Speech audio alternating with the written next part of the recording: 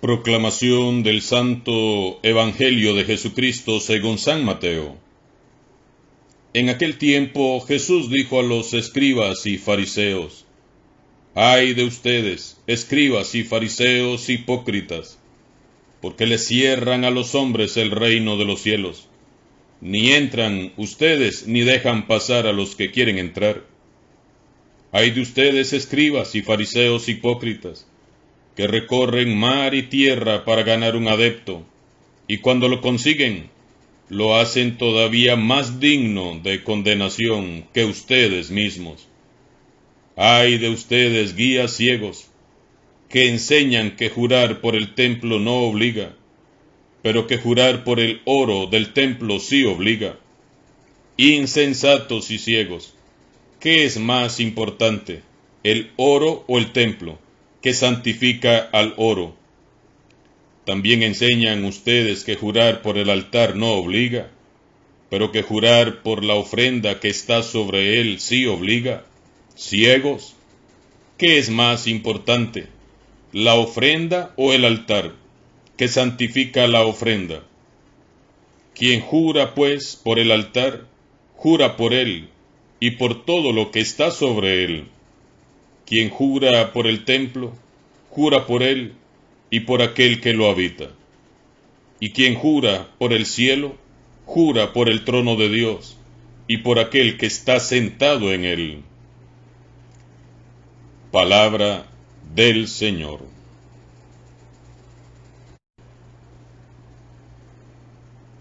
Para meditar el Evangelio que se nos ha proclamado este día, Mateo 23 del 13 al 22, tenemos que recordar primero lo siguiente.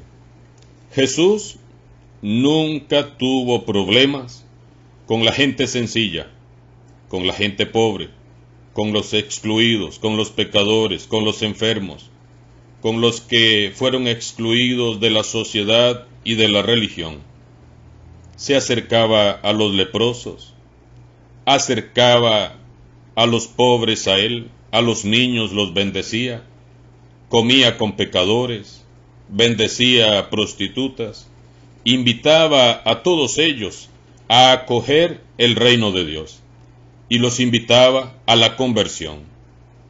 Y de la fe que Jesús miraba en estos despreciados por la sociedad y de la religión, pudo él sanar y hacer que sus vidas cambiaran totalmente.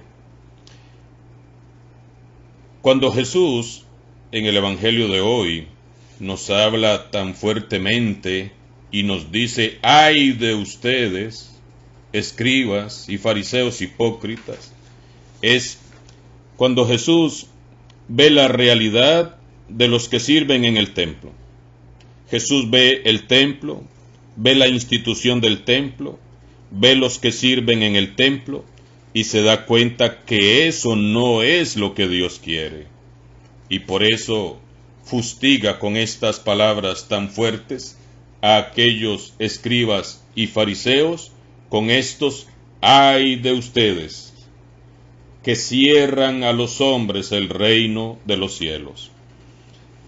Podríamos remitirnos a la segunda lectura de la liturgia de ayer domingo, carta a los Hebreos, en donde el autor de la carta a los Hebreos nos dice: hijo mío, no desprecies la corrección del Señor, ni te desanimes cuando te reprenda, porque el Señor corrige a los que ama. Así que, hermanos y hermanas, si nosotros somos servidores del templo, si nosotros somos servidores de la iglesia, si pertenecemos a un grupo, a un ministerio, a un apostolado de la iglesia, tengamos cuidado, porque este evangelio con estas palabras tan fuertes del Señor Jesús podrían ser para nosotros. Podríamos ser nosotros los que estamos cerrando a los hombres y mujeres el reino de los cielos. Y estos ay de ustedes podrían bien ser para nosotros. cuando no hemos entendido bien lo que el Señor Jesús quiere de nosotros, cuando no hemos comprendido bien qué es la iglesia, cuando no hemos entendido absolutamente nada de lo que significa servir en un grupo, en un movimiento, en un apostolado, con la mirada puesta en el Señor, siendo instrumentos de salvación, acercando a todos a Jesús. O cuando se nos olvida que el que construye la iglesia es Jesús, como él mismo lo dice en su evangelio: yo construiré mi iglesia. Y muchas veces nos hemos adueñado de su iglesia, nos hemos adueñado de su evangelio, nos hemos adueñado de su mensaje.